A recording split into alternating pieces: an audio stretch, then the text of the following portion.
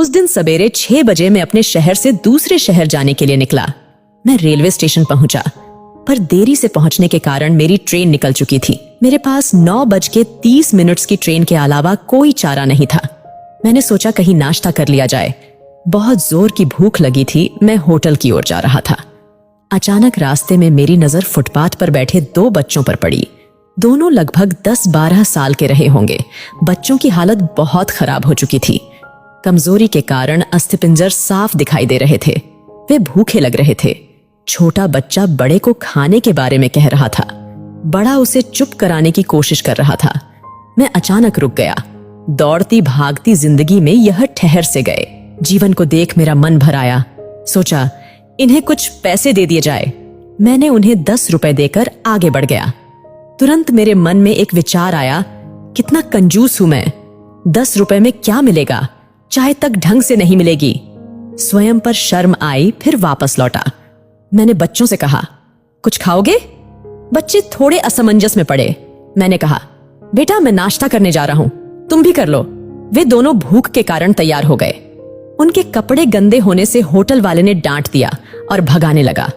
मैंने कहा, भाई साहब, उन्हें जो खाना है वो उन्हें 2 पैसे मैं दूंगा। होटल वाले ने आश्चर्य से मेरी ओर देखा। उसकी आंखों में उसके बर्ताव के लिए शर्म साफ दिखाई दी। बच्चों ने नाश्ता, मिठाई व लस्सी मांगी। सेल्फ सर्विस के कारण मैंने नाश्ता बच्चों को लाकर दिया। बच्चे जब खाने लगे, उनके चेहरे की खुशी कुछ निराली ही थी। मैंने बच्चों को कहा, बेटा अब जो मैंने तुम्हें पैसे दिए हैं उसमें 1 रुपए का शैम्पू लेकर हैंडपंप के पास नहा लेना और फिर दोपहर शाम का खाना पास के मंदिर में चलने वाले लंगर में खा लेना। और मैं नाश्ते के पैसे देकर फिर अपनी दौड़ती दिनचर्या की ओर बढ़ निकला।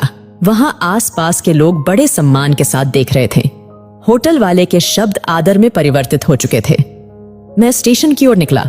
थोड़ा मन भारी लग रहा था। मन थोड़ा उनके बारे में सोचकर दुखी हो रहा था। रास्ते में मंदिर आया। मैंने मंदिर की ओर देखा और कहा, हे भगवान, आप कहां हो? इन बच्चों की ये हालत, ये भूख, आप कैसे चुप बैठ सकते हैं? दूसरे ही क्षण मेरे मन में विचार आया, पुत्र अभी तक जो उन्हें नाश्ता दे रहा था वो कौन था? क्या तुम्हें लगता है तुमने वह सब अपनी सोच से किया? मैं स्तब्ध हो गया। मेरे सारे प्रश्न समाप्त हो गए।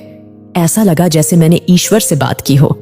मुझे समझ आ चुका था, हम निमित्त मात्र है, उसके कार्यकलाप के वो महान है। भगवान हमें किसी की मदद करने तभी भेजता है जब वह हमें उस काम के लायक समझता है।